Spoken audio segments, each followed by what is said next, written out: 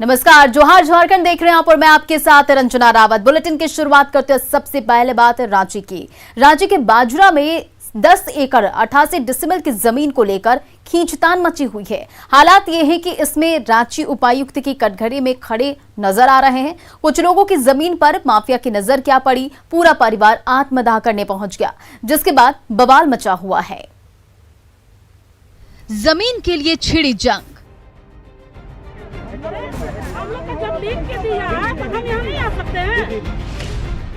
आमने सामने रैयत और प्रशासन।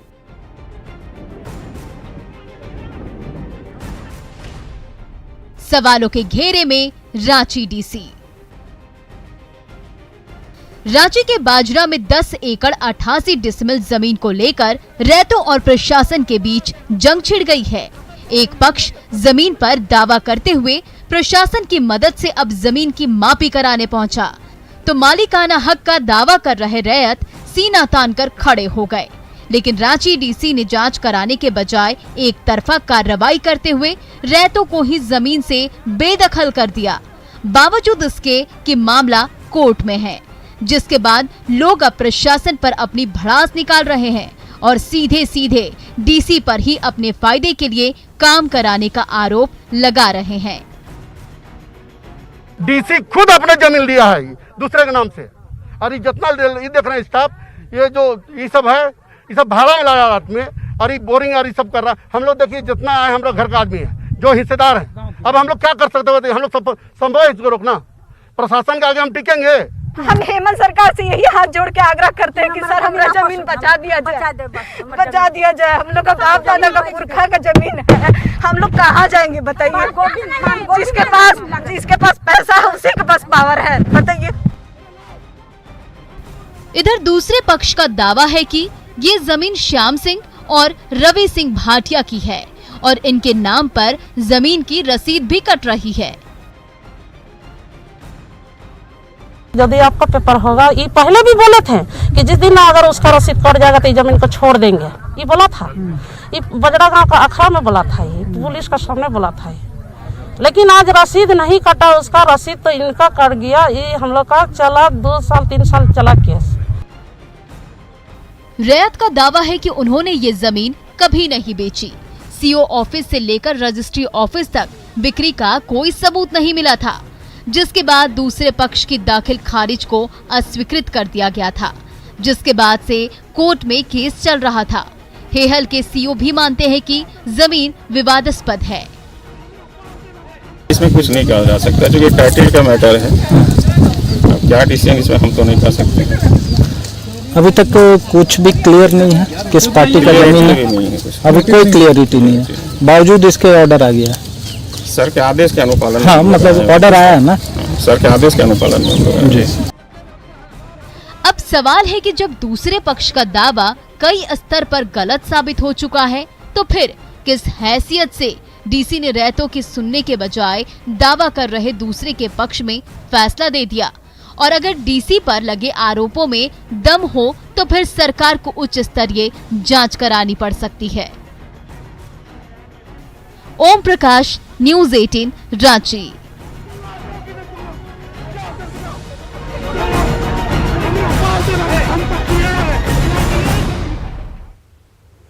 जमशेदपुर में छेड़खानी के आरोपी की जमकर पिटाई हुई। लोगों ने भीड़ में जमकर पिटाई किया। इस दौरान डंडे से जमकर पिटाई की गई। पूरे मामले पर पुलिस का कहना है कि अब तक लिखित शिकायत नहीं मिली है। लिखित शिकायत मिलने पर कार्रवाई की जाएगी। युवती एक पैथोलॉजी सेंटर में काम करती है, जहां पर युवक ब्लड टेस्ट कराने गया था। इसी दौरान युवक ने युवती के शरीर को छूने की कोशिश की। युवती का आरोप है कि कई दिनों से वो फोन पर और व्हाट्सएप पर गंदे गंदे मैसेजेस भेज रहा था।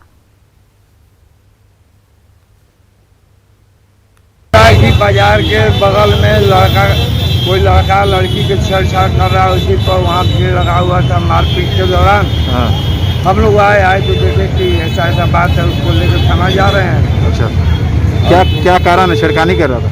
छेड़खानी की सूचना मिला, छेड़खानी का ही सूचना मिला है। अच्छा, अब देखिए उसमें क्या है, अब तो लिखा पढ़ी में आएगा तब। लड़की द्वारा पिटाई भी किया गया?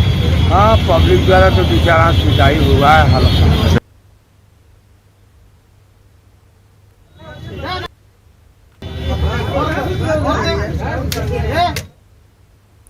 लोहरदगा में एक युवती का अधजला शव मिला है। सिर को पत्थर से कुचलकर शव को जलाने की कोशिश हुई है। शव कैरो के महाबरी पहाड़ के नीचे सियाटांड से मिला है। युवती ने रेप के बाद हत्या की आशंका जताई है, लेकिन फिलहाल पोस्टमार्टम रिपोर्ट के बाद भी पुष्टि की बात कही रही है और अब तक मृतक की पहचान भी नहीं हो सकी है।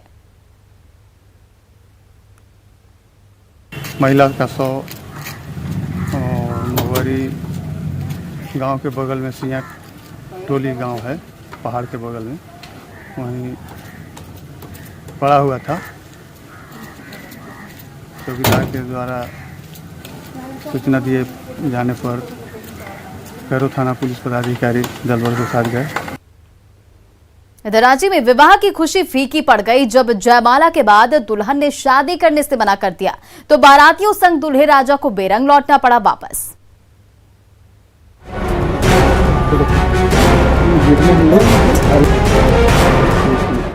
सजे धजे मंडप में चारों ओर चावल के दाने छिटे हुए हैं।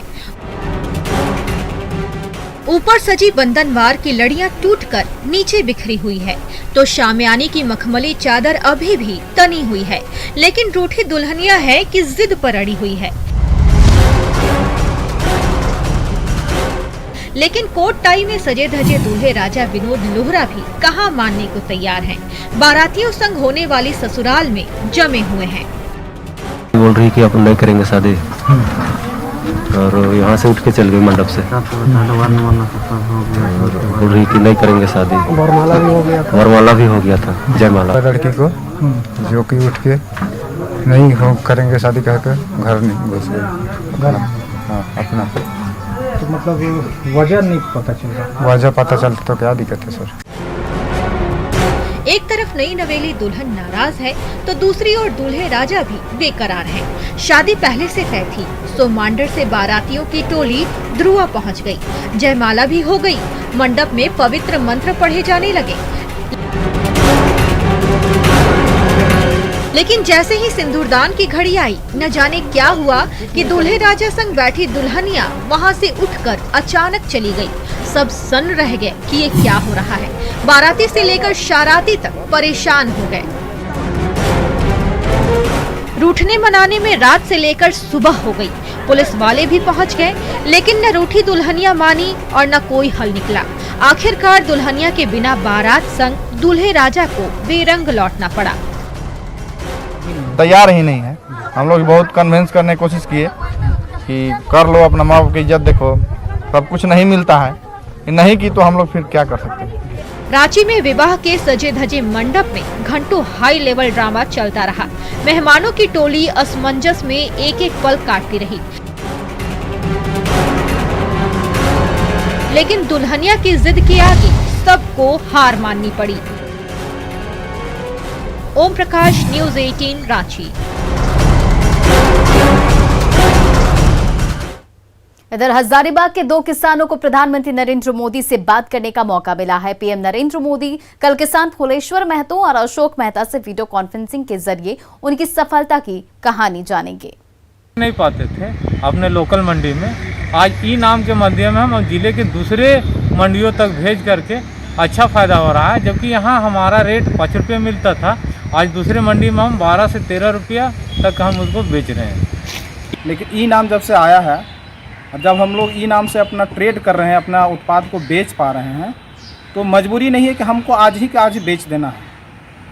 हम अपना माल यदि सही दाम लगा, व्यापारी वहाँ बहुत सारे ऑनलाइन में होते हैं और जब सही दाम लगता है तभी हम लोग बेच पाते हैं, क्योंकि वहाँ ऑनलाइन में किसी को पता नहीं चलता है कि दूसरा व्यापारी कितना दाम बोल रहा है। ई नाम पोर्टल के जरिए किसानों की पैदावार की खरीद बिक्री के डिजिटल भुगतान मामले में हजारीबाग देश में अव्वल रहा है। इसमें हजारीबाग बाजार समिति का भी विशेष योगदान रहा है। बाजार समिति के सचिव राकेश कुमार सिंह की माने तो हजारीबाग के दोनों किसानों ने एफपीओ के जरिए व्यापार करने में देश के रोल मॉडल रहे हैं। इनके ट्रेड के आधार पर ही हुआ है। ये इन्होंने रेगुलर इनाम पोर्टल के माध्यम से ट्रेड किया है और भारत सरकार के जो नई जो ट्रेडिंग के उनके सिस्टम आए हैं, जैसे फार्मगेट मॉड्यूल है, जैसे एफपीओ मॉड्यूल है, इन्होंने एफपीओ और फार्मगेट मॉड्यूल का उपयोग करते हुए भी काफ़ी ट्रेड किया है। इसी को देखते हुए जो है एसएफएससी के द्वारा जो है इनका चयन किया गया है। दिवस पर अमर शहीदों सिद्धू कान्हू और को नमन किया गया, साथ ही उनके बलिदान को याद किया गया। इस मौके पर साहिबगंज के भोगनाडीह में सिद्धू कान्हू के वंशजों को सम्मानित भी किया गया।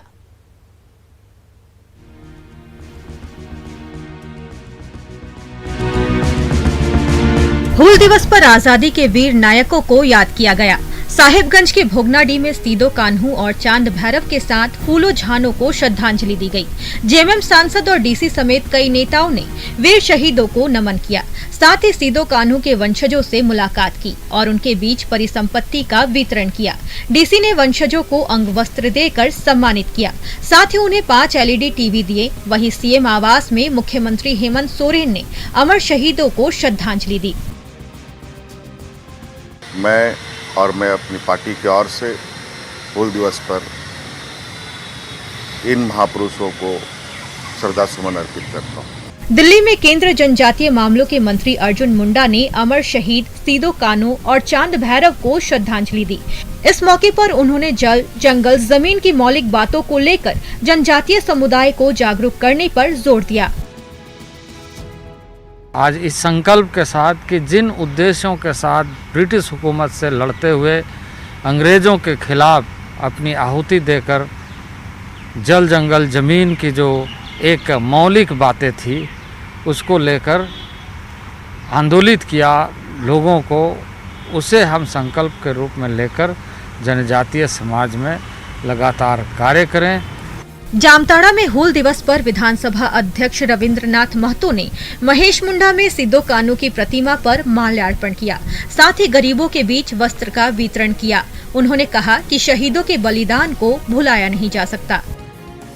सारे लोगों से, विशेष करके युवा पीढ़ियों से मेरा आग्रह है कि शहीदों के बलिदान को व्यर्थ जाने न दें। शहीदों के बलिदान को सही अर्थ में काम में लगाएं, तभी उनके प्रतिकृति पर और उनको माल्यार्पण करने का सार्थक पहल होगा। 30 जून 1855 को अंग्रेजी शासन के खिलाफ संथाली आदिवासियों ने विद्रोह की शुरुआत की थी। इस आंदोलन को अंग्रेजी हुकूमत के खिलाफ स्वतंत्रता संग्राम की पहली लड़ाई माना जाता है। इस आंदोलन में 15,000 से अधिक संथालियों की जान गई थी। वहीं आंदोलन का नेतृत्व करने वाले 4 भाई सिद्धू कान्हू और चांद भैरव को फांसी दी गई थी। इसी की याद में 30 जून को हूल दिवस मनाया जाता है। Bureau report, news 18।